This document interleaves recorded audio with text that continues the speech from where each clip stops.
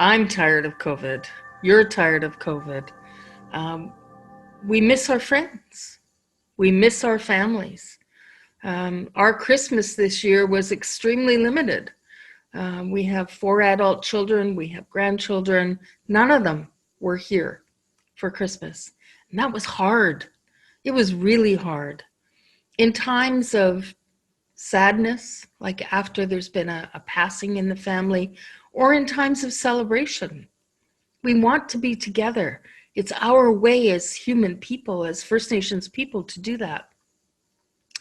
So I understand the pressure, but I also understand that the more often we do this, I've been hearing this week about many cases in a few communities where there were large Christmas gatherings or New Year's parties.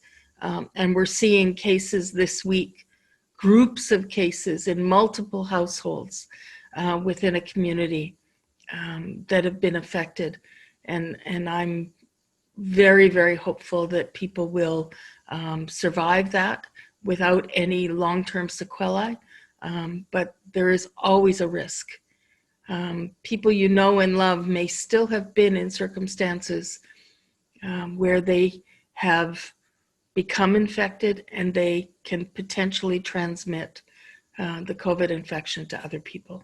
I remember at the beginning of all this when people were sanitizing their groceries when they came home from the store, and being, absolutely focused on making sure every surface in their household or in their office or in their vehicle had been disinfected. Over time, people get kind of lazy with that.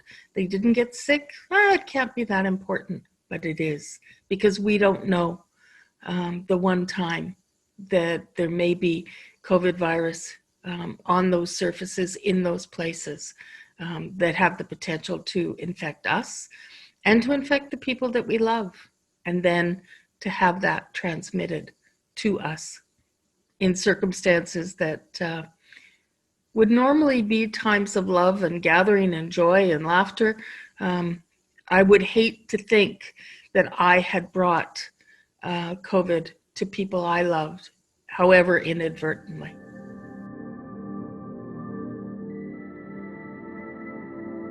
It's really worrisome, partly because viruses are like teenage girls. They change their clothes a lot. There is an imperative for a virus to use a human host to replicate. They don't have the tools in their system to be able to make more virus. They need to be with a human host. And if we learn tricks that keep them away, they change their coat. In this case, the COVID virus has changed some elements of the spike protein. The coronavirus kind of looks like, I remember as a kid, we used to put cloves into oranges at Christmas time. It kind of looks like that there's little pins stuck all over a round virus molecule. And there have been slight changes to the protein that makes up those spike proteins. What's occurred in the UK and in Africa and now in a few other places is that spike protein has made itself different so that it's easier for the virus to transmit from one human host to another. Right now, we're lucky because tests have shown that the vaccines we have available are still effective, even though those changes have been made. But we know, for example, with flu virus, every year we make a slightly different flu vaccine based on changes that influenza might have made to make sure that we have an effective vaccine. And there may be a time that we have to do that for COVID as well, but that hasn't occurred yet.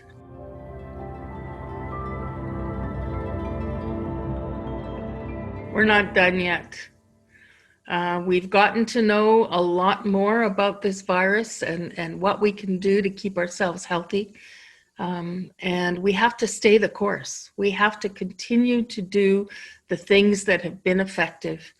And so I strongly recommend that you continue to restrict your gatherings, to stick with just the bubble of your own household, to wash your hands frequently and wear a mask in public, stay 6 feet away from people, but get outside, enjoy. Today the sun is shining, finally. It's been raining a lot. And it's really important to get outside, to get some exercise, to eat well, and do all the things that make us healthy. Call the people you love and have a good conversation. Have a Skype call. Do other things that you know make you happy, because wellness is more than just, I don't have COVID. It's important to remember the blessings we have and have gratitude for them.